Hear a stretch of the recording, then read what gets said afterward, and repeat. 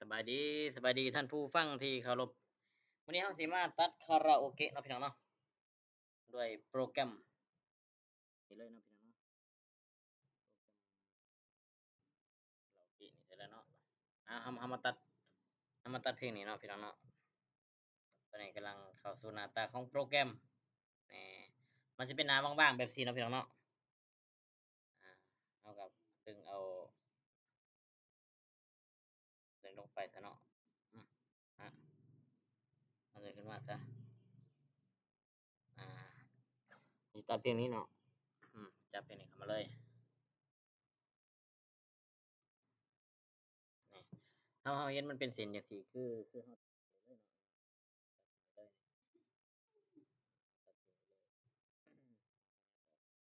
ตัดทิ่มตัดเอาเพลงนี้เลยนี่ แต่เรามากด delete ลองฟังเบิ่งอันนี้มาทั้ง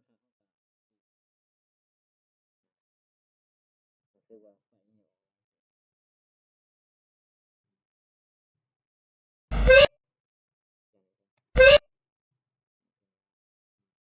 อันนี้เป็นมันเป็นไฟซื่อๆเนาะหรือว่าเฮาสิมากด delete นี่ก็ได้บ่ตัวกด delete นี่ก็ได้เนาะอันมาตัดถ่ายเลยเนาะหลังจากตัดหัวตัดถ่ายนี่คืออันนี้คือส่วนเกินเนาะส่วนเกินนี่เอาเพียงนี้มันเป็นส่วนเกินเด้เอากดนี่แล้วคำว่า delete นี่นี่เห็นบ่หลังจากอันนี้สิมาตัดนี่เนาะ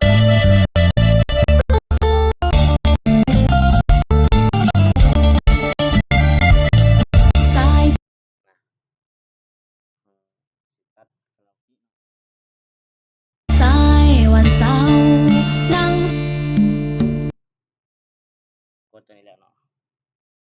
เราก็ copy นี่ลบตัวนี้ทิ้งนี่หลังจากลบทิ้งแล้วเนาะหลังจากลบทิ้งแล้วเราก็วางเอา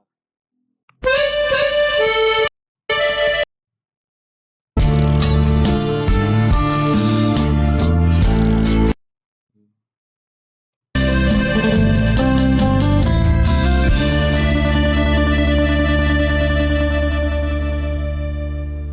ได้แล้ว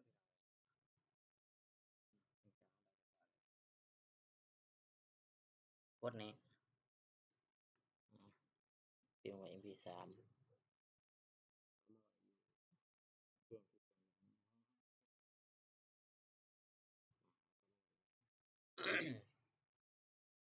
แป๊บเดียวแล้วเนาะพี่น้องเนาะเป็นการตัดคาราโอเกะครั้งเดียวเนาะเป็นการตัดคาราโอเกะครั้งเดียวกันสองครั้งเราก็จะไปใส่โปรแกรมหนึงเนาะนะ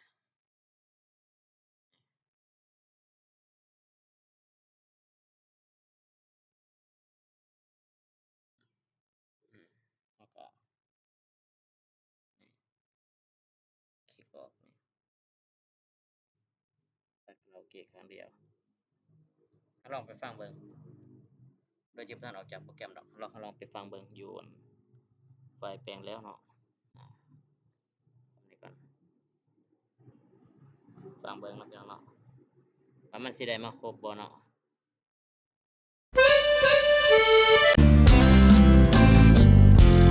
และรูปดอกไม้บานเบ่งซึ้งข้อความตามว่าเฮาตัดบ่หมดเนาะพี่น้องเนาะตัดใหม่พี่น้องเนาะแสดงว่าเฮาตัดบ่หมดก็เข้ามาบนดาวน์โหลดนี่เฮาไปเอาเพลงตัวกี้นี่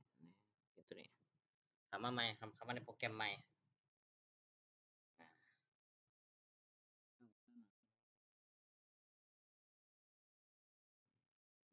คือเก่า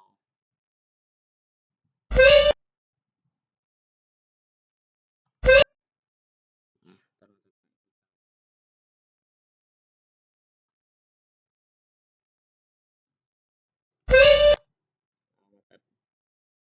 ตัดหัวตัดท้ายคือเก่าเฮ็ดแบบเดิมนั่นแหละเนาะ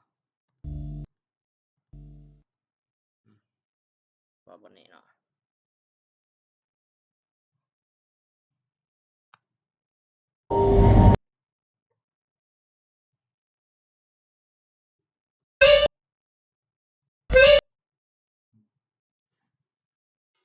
ดลบ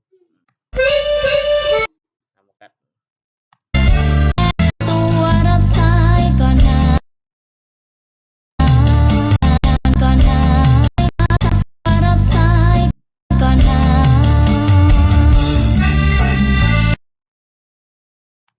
นั่งเศร้ารอโทรศัพท์ลุ้นเสียงจดจ่อรอรับโทรกลับ หาซีตัวคอนโทรลเนาะกดคอนโทรลซีคือ copy ทำหมด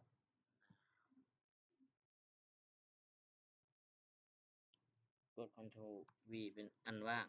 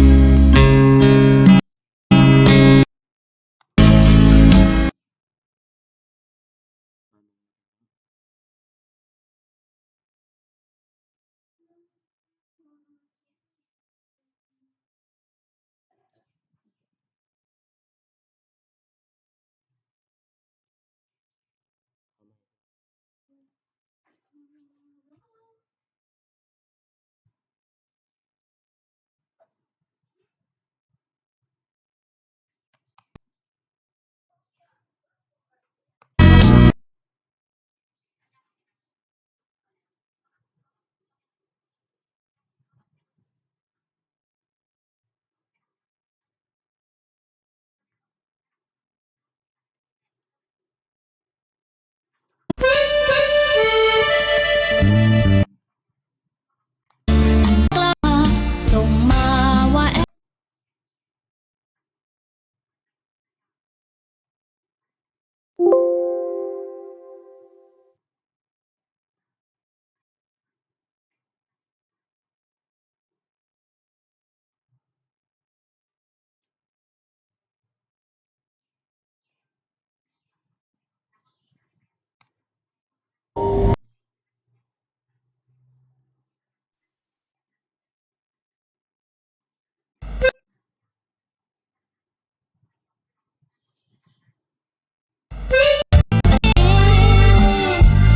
ดูดเสียงสวรรค์เครื่องเรือ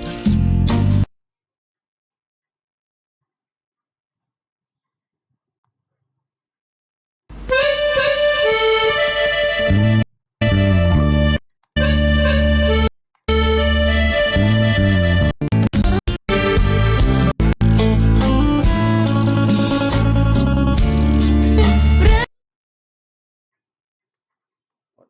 ลบเสียงเอามาไว้ลองเบิ่ง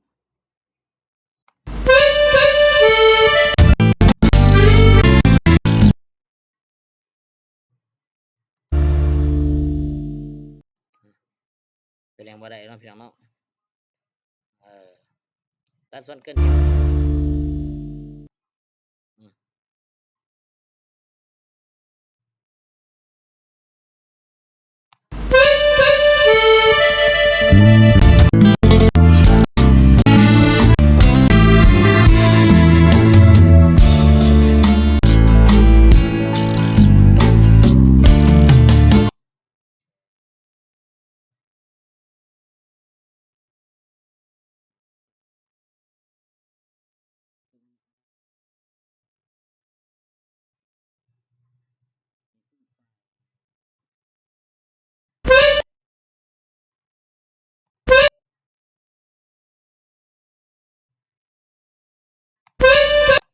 ได้แล้วเนาะครับผม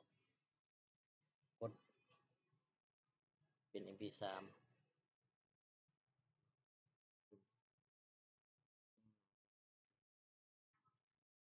บัดนี้ก็ถือว่า โอเคแล้วเนาะพี่น้องเนาะลองฟังเบิ่งเนาะ เราก็ลบตัวนี้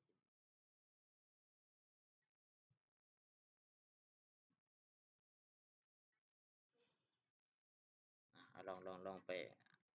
ลบทีมตัวนี้ลองไปฟังเบิ่ง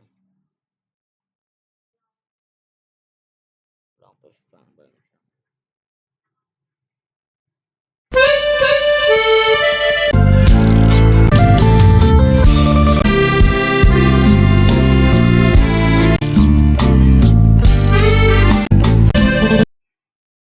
ถือว่าผ่านพี่น้องเนาะ